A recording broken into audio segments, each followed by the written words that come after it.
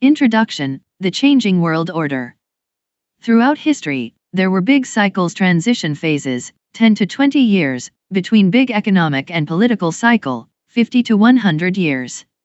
These big cycles were comprised of swings between 1. Happy and prosperous periods in which wealth is pursued and created productively and those with power work harmoniously to facilitate this end.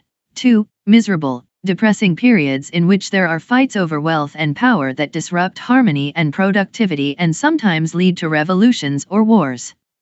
The answers to this question can only be found by studying the mechanics behind similar cases in history, the 1930 to 45 period, but also the rise and fall of the British and Dutch empires, the rise and fall of Chinese dynasties, and others. My approach: if some big and important event had happened in the past, like the Great Depression of the 1930s, I had to figure out how it worked and be prepared to deal with it well. The way I work is to study as many of the important cases of a particular thing I can find and then to form a picture of a typical one, which I call an archetype. The archetype helps me see the cause-effect relationships that drive how these cases typically progress.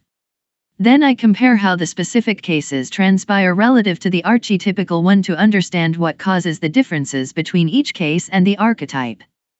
This process helps me refine my understanding of the cause-effect relationships to the point where I can create decision-making rules in the form of if/then statements, i.e., if X happens, then make Y bet. My approach is I have learned that one's ability to anticipate and deal well with the future depends on one's understanding of the cause-effect relationships that make things change, and one's ability to understand these cause-effect relationships comes from studying how they have played out in the past. This approach affects how I see everything. Having done many such studies in pursuit of timeless and universal principles, I've learned that most things, for example, prosperous periods, depressions, wars, revolutions, bull markets, bear markets, etc., happen repeatedly through time. They come about for basically the same reasons, typically in cycles, and often in cycles that are as long or longer than our lifetimes. Seeing events in this way helped shift my perspective from being caught in the blizzard of things coming at me to stepping above them to see their patterns through time. The more related things I could understand in this way, the more I could see how they influence each other, for example, how the economic cycle works with the political one and how they interact over longer periods of time. I believe that the reason people typically miss the big moments of evolution coming at them in life is that we each experience only tiny pieces of what's happening. We are like ants preoccupied with our jobs of carrying crumbs in our minuscule lifetimes instead of having a broader perspective of the big picture patterns and cycles, the important interrelated things driving them, and where we are within the cycles and what's likely to transpire. This study and how I came to do it.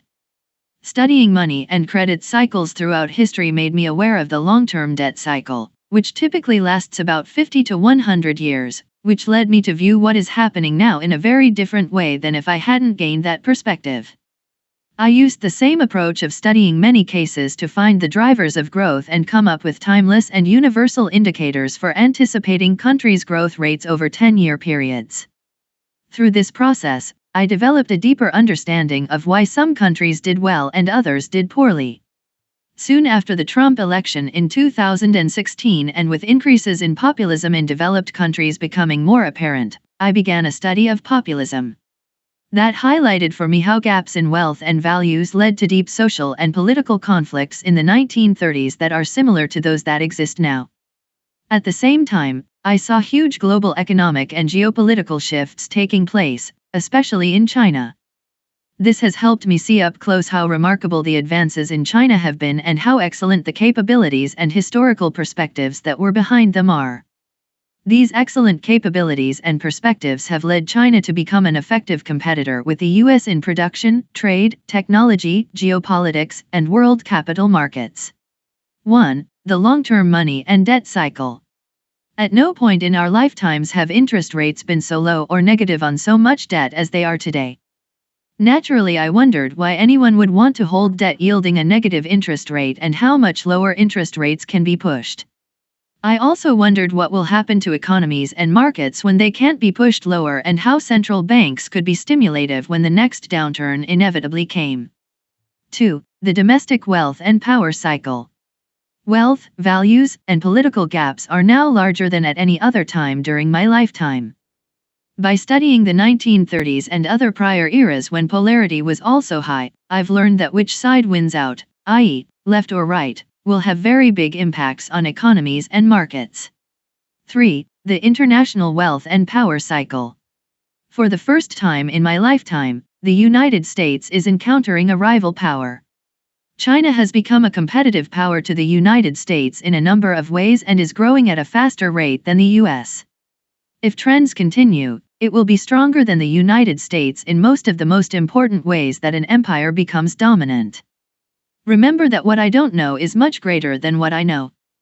In asking these questions, from the outset I felt like an ant trying to understand the universe. I had many more questions than answers, and I knew that I was delving into numerous areas that others have devoted their lives to studying. In order to understand all the cause-effect relationships behind these cycles, I combined my triangulation with historians, who specialized in different parts of this big, complicated history, and policy makers, who had both practical experiences and historical perspectives, with an examination of statistics drawn out of ancient and contemporary archives by my excellent research team and by reading a number of superb books on history.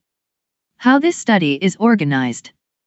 Part 1 summarizes all that I learned in one very simplified archetype of the rises and declines of empires, drawing from all my research of specific cases.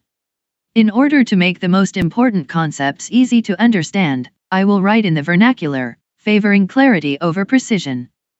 Part 2 shows all the individual cases in greater depth, sharing the same indices for all the major empires over the last 500 years. Providing the information this way allows you to get the gist of how I believe these rises and declines work by reading Part 1 and then to choose whether or not to go into Part 2 to see these interesting cases individually, in relation to each other, and in relation to the template explained in Part 1. That story presents a sequential picture of the world's evolution via the events that led the Dutch Empire to rise and decline into the British Empire, the British Empire to rise and decline into the US Empire, and the US Empire to rise and enter its early decline into the rise of the Chinese Empire. End of introduction.